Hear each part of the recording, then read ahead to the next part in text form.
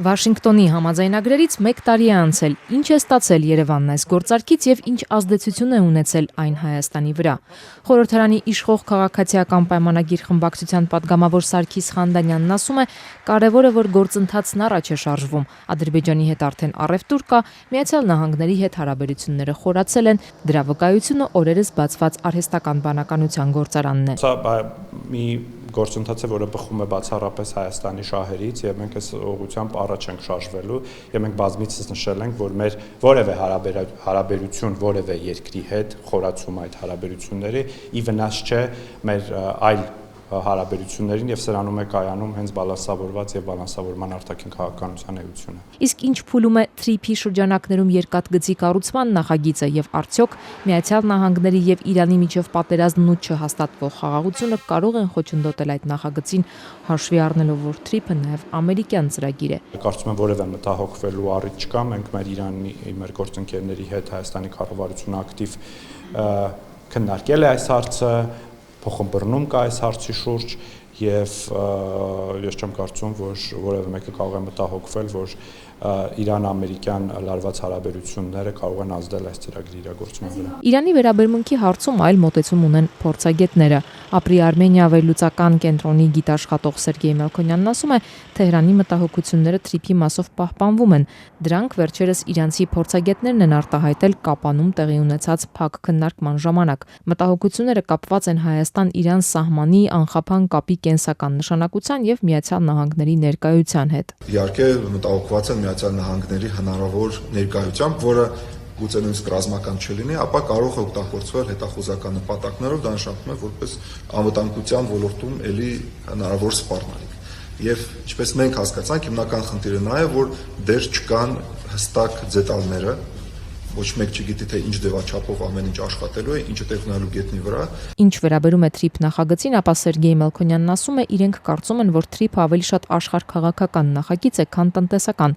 Պայմաններում, երբ դեռ հստակ չէ TRIP-ն իրագործվելու դեպքում Հայաստանի համար ողջ տարածաշրջանը կապաշրջափակվի, թե ոչ, ապրի կենտրոնը հաշվարկել է 2 սցենարներ։ Եթե սկսի գործել միայն Հայաստանի տարածքով Ադրբեջանը Նախիջևանին կապող ճանապարհը, իսկ Հայաստանի համար օրինակ սահմանները Թուրքիայի եւ Նախիջևանի կողմից չբացվեն, ապա Հայաստանը կարող է տարեկան միայն մոտ $23 միլիոն ստանալ։ Իսկ եթե տարածաշրջանը ապաշրջափակվի, Հայաստանը կարող է ստանալ 16 անգամ ավելի շատ գումար, մոտ $388 միլիոն տարեկան։ Ադրբեջանի դեպքում տարբերությունը շատ մեծ չէ։ Օրինակ TRIP-ի դեպքում Ադրբեջանը կստանա տարեկան մոտավորապես $230 միլիոն տարեկան, իսկ ընդհանուր ապաշրջափակումից $329 միլիոն։ Այսինքն այստեղ տարբերությունը մեծ չի, մոտավորապես 1.4 անգամ է։ Հետևաբար մենք գալիս ենք այն եզրակացության, որ Ադրբեջանի համար ընդհանուր ապաշրջափակումը շատ չի տարբերվում TRIP-ից, իսկ մեզ համար էականորեն տարբերվում։ Հետևաբար ողջ տարածաշրջանի ապաշրջափակումը Հայաստանի համար առավել կարևոր է, սակայն դեռևս Ադրբեջանի եւ Թուրքիայի կողմից նման նշաններ չկան։ Այս պետք է երկ դեպի միջերկրական ծով եւ Պարսից ծով։ Այդ դեպքում անհրաժեշտ է բացել այլ հաղորդակցությունները, որոնք կան, մասնավորապես երկաթգծի մասին է խոսքը,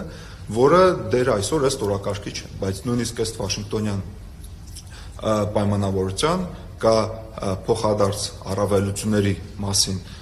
բարակապակցությունը, որը նշանակում է, որ եթե TRIP-ը տեղի ունենում, ապա այլ ճանապարհներն էլ պիտի բացվեն։ Բայց այս ուղղությամբ դեռ մենք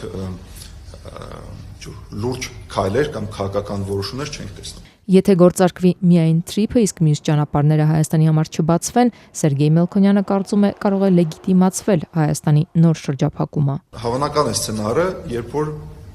ապաշրջափակման կոնտեքստում իրականացի միայն TRIP-ը, իսկ այլ ճանապարհները կամ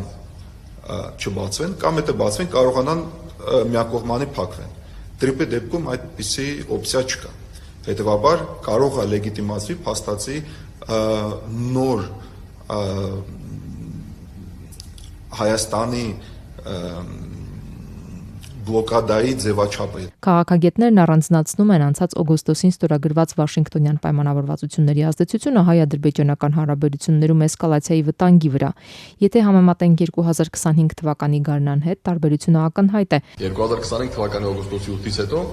այդ վտանգը էականորեն նվազեց, կարելի է ասել մոտեցավ 0-ի,